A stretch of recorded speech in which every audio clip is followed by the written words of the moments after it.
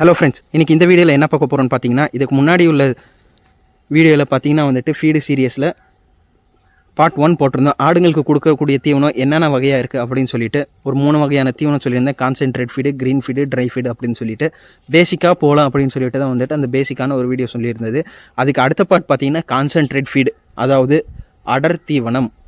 இந்த அடர் தீவனம் பார்த்தீங்கன்னா ஆடுங்களோட ரிசல்ட் ஓரியன்டாக கொண்டு போகிற ஃபீடில் முக்கியமான ஒரு ஃபீடு.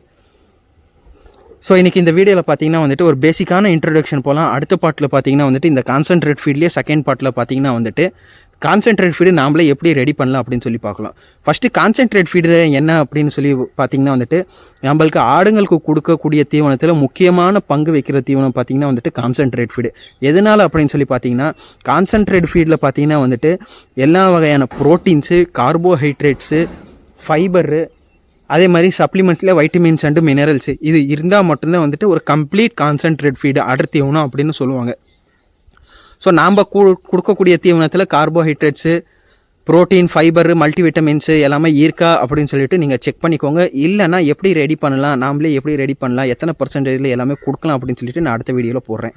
ஃபஸ்ட்டு இந்த கான்சென்ட்ரேட் ஃபீடு ரெடி பண்ணுறதுக்கு பேசிக்கான ஃபார்முலா என்னன்னு பார்த்தீங்கன்னா, நம்ம இடத்துல நம்ம கிட்ட கிடைக்கிற ரா மெட்டீரியல்ஸை வச்சு தான் வந்துட்டு கான்சென்ட்ரேட் ஃபீடு வந்துட்டு என்றைக்குமே ரெடி பண்ணணும்.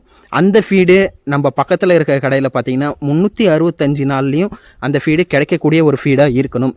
இன்றைக்கி நான் இங்கே நாமக்கல்லேருந்து ஒரு வீடியோ போடுறேன், நீங்கள் அங்கே மதுரையிலேருந்து ஒரு வீடியோ பார்க்குறீங்க, இல்லை சென்னையிலேருந்து ஒரு இந்த வீடியோ பார்த்துட்டு இதே தீவனம் உங்களுக்கு அங்கே கிடைக்குமா அப்படின்னு சொல்லி கேட்டிங்கன்னா கண்டிப்பாக ஒரு கொஸ்டின் மார்க்கு தான்.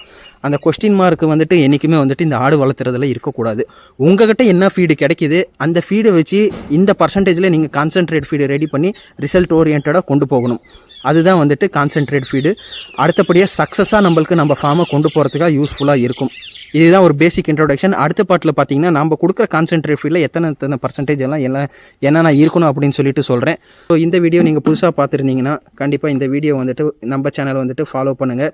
புதுசாக ஆடு வளர்த்துற உங்கள் ஃப்ரெண்டுக்கும் பார்த்தீங்கன்னா இந்த வீடியோவை ஷேர் பண்ணி விடுங்க. இதே மாதிரி நம்மளுக்கு சப்போர்ட் பண்ணுங்கள். தேங்க்யூ.